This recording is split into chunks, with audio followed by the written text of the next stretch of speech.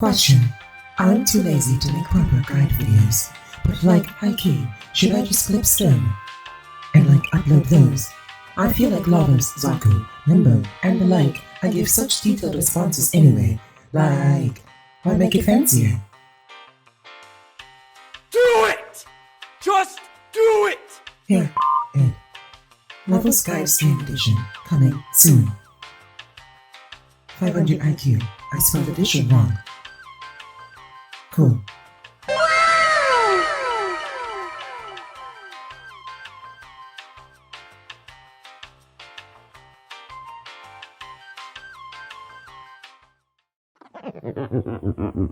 Okay, so before we get into the proper guide video, there are a few things that I realize I don't actually talk about in great detail, so we're going to quickly run through those and then we'll be done with it, and I'll be lazy and you'll be cool and I'll be amazing because I put like no effort in this and I'm...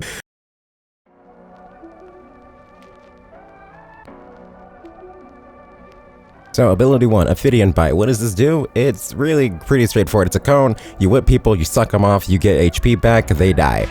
What else can you do with it? You can imbue toxin effect onto this ability. So, you can also combine this with your other abilities, which we'll get to later, but know that 1 is cone, whip, snake, HP for you, HP less for them, and you have a base toxin that you can press and hold.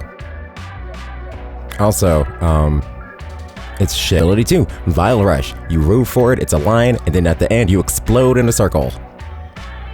Yeah, that's kind of it. It's not very complicated. It's dash. You're not iframe immune, you're kinda slow, and it has a base cold proc, so if people step in it, they get all nice and slowed too. That's kinda it. Also looks like a lollipop. Ability 3, Transmutation Probe. What do you do here? It actually is pretty cool, and this is probably one ability that I should explain a little bit more. This is the ability that will allow you to mess with the cooldowns on your other abilities. So for every shock proc, which is the base status that is on this ability that you can imbue, just like cold is the one that you can imbue on the second, and toxin again is the one you can imbue on the first.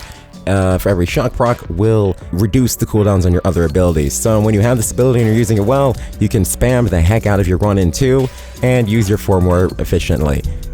What else does this do? It is a transmutation probe. What does that mean? It transforms things.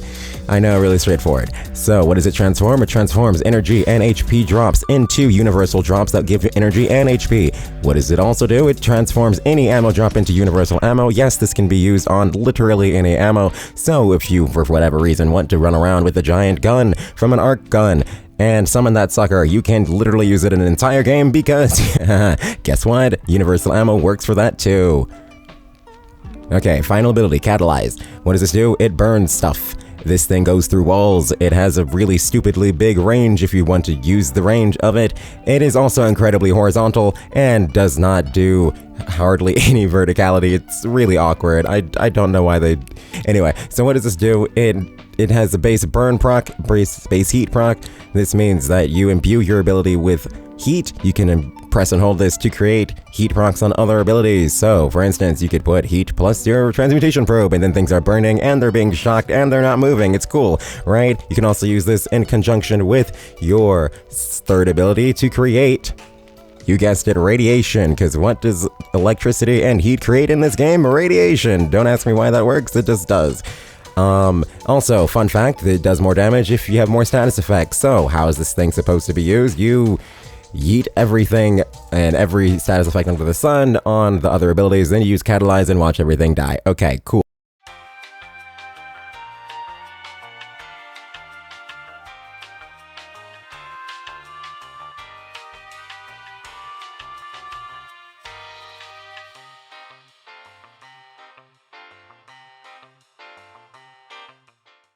And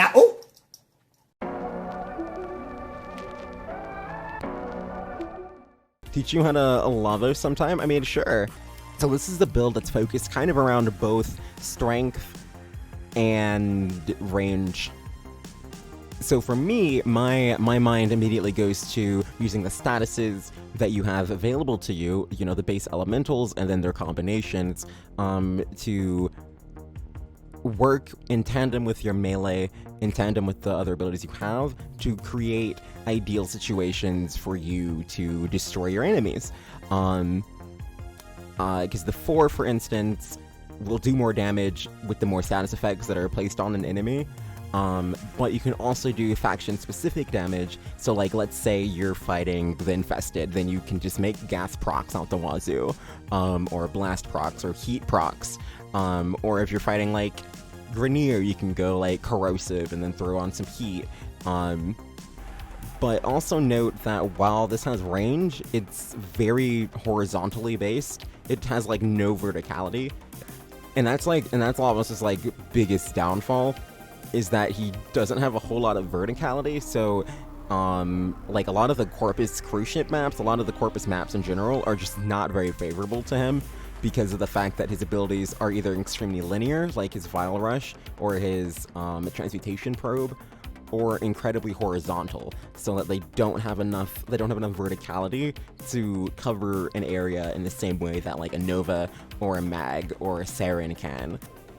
So I like him a lot in like Kuba Fortress, I like him a lot in the Void, I like him a lot in any place that you can get like really tight corridors, so a lot of the Grenier maps in general, and anything that again is relatively level will work well.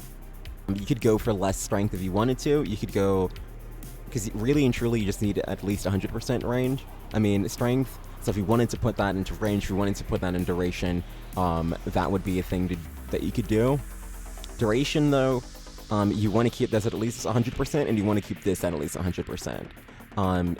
Lower your Transmutation Probe is going to be useless, and if you lower your duration, then you're going to affect all of your durations, not just your ability durations, but your status durations on even your weapons. So if you have a negative duration on yourself and you're trying to use like a slash proc, for instance, it just won't work. It'll just kind of disintegrate and be useless. So keep at least 100% duration and at least 100% efficiency.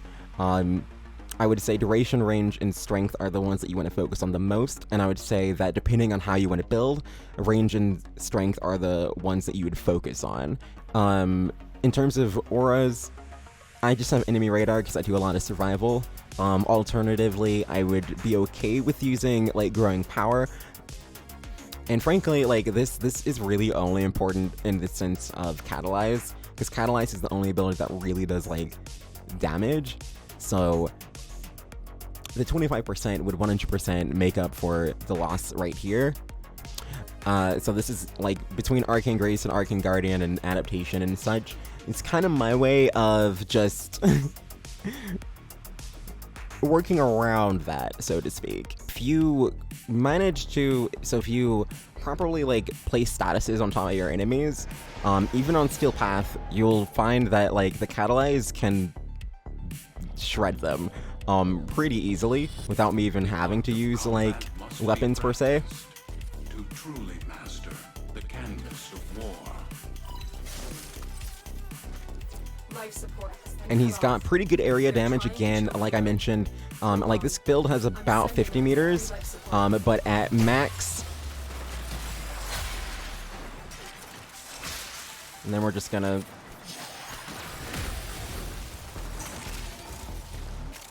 watch him burn. Pretty easy.